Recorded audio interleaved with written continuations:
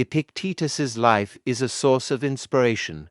He was born as a slave around 55 AD in Hierapolis, modern-day Turkey, and possibly died in 135 AD in Nicopolis. His childhood and youth were marked by violence and depravity, undeniable characteristics of Nero's reign. His master subjected him to tortures and cruelties that left irreversible scars, including a lame leg. However, thanks to his Stoic attitude, he never considered his disability as an impediment and refused to view his life as a tragedy. Epictetus taught that people do not have the power to harm you, even if they verbally or physically assault you. Even when we are insulted, we can choose to perceive what is happening as an insult or not. If someone irritates you, the only thing capable of irritating you is your own reaction. So, when someone is provoking you, remember that it is only your assessment of the incident that causes that feeling. Do not let your emotions be triggered by mere appearances. Decide to build your character through good actions. The challenges that arise will showcase your strengths. Stay firm, and one day you will build something enduring, worthy of your potential, as taught by Epictetus in Stoicism. Actions hold greater value than words, reflecting the importance of how we act in life to face adversities and events while remaining steadfast. Stoics value each action, and that is why in this video, we explore the teachings of an eminent philosopher named Epictetus. Epictetus's life was marked by challenges. He was born as a slave around 55 AD in Hierapolis, modern-day Turkey, and possibly died in 135 AD in Nicopolis. During his childhood and youth, he lived in an environment of violence and depravity, undeniable characteristics of Nero's reign.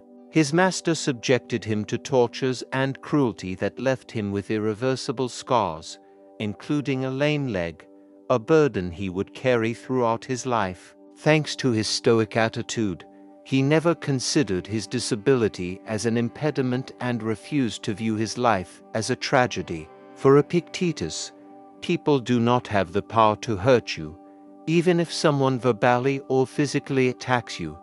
Even when insulted, you can choose to perceive what is happening as an insult or not. If someone irritates you, the only thing capable of irritating you is your own reaction. So, when someone is provoking you, remember that it is only your assessment of the incident that causes that feeling. Do not let your emotions be triggered by mere appearances. Epictetus did not dwell on self-pity or self-condemnation. On the contrary, he acted with discipline and constancy, remaining steadfast and facing all the events and adversities of life. Epictetus demonstrated that freedom comes from the mind and is under our control. In his youth, Epictetus went to Rome and served under Epaphroditus, who was Nero's secretary. Recognizing his potential, Epaphroditus sent Epictetus to learn from the Stoic master Gaius Musonius Rufus. Thanks to this Stoic education, Epictetus was able to overcome extremely challenging situations and conquer the self-victimizing tendencies of his mind. When he finally ceased to be a slave and was liberated, he was forced to leave Rome and go into exile, like many philosophers of his time. Afterward, he established his own school in Nicopolis, where he became an egalitarian teacher.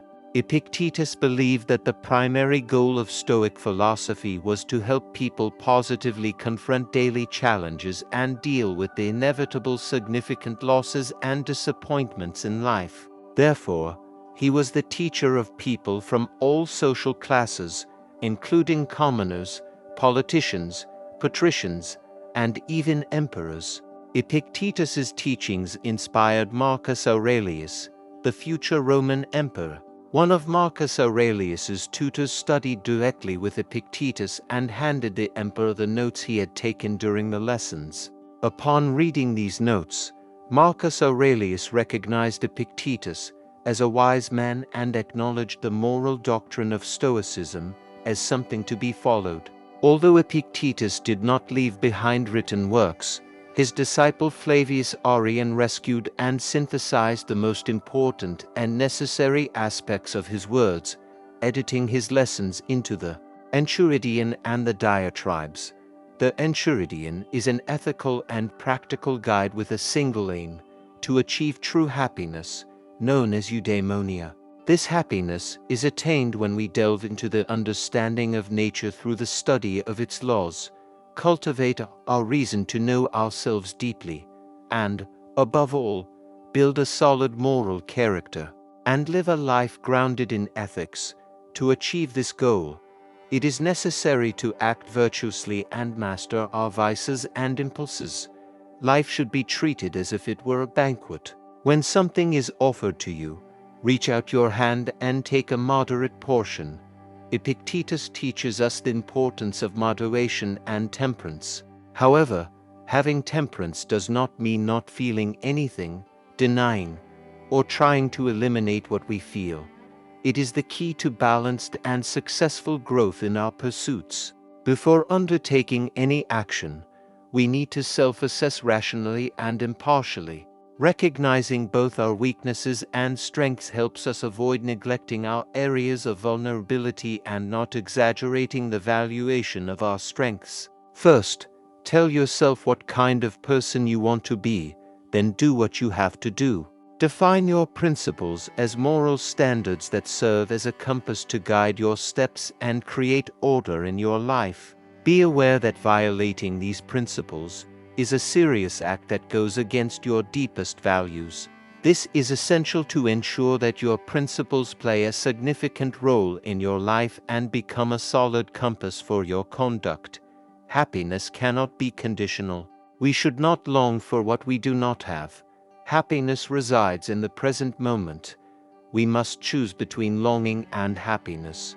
These lessons from Epictetus remind us of the importance of applying Stoic philosophy in our lives, cultivating wisdom, courage, justice, and temperance, and acting in accordance with these principles. In Stoicism, we find valuable guidance for facing life's challenges with resilience, self-control, and serenity. Every action we take is an opportunity to cultivate virtue and build a solid character worthy of our potential. The journey is personal, but Epictetus's teachings can guide us along the way.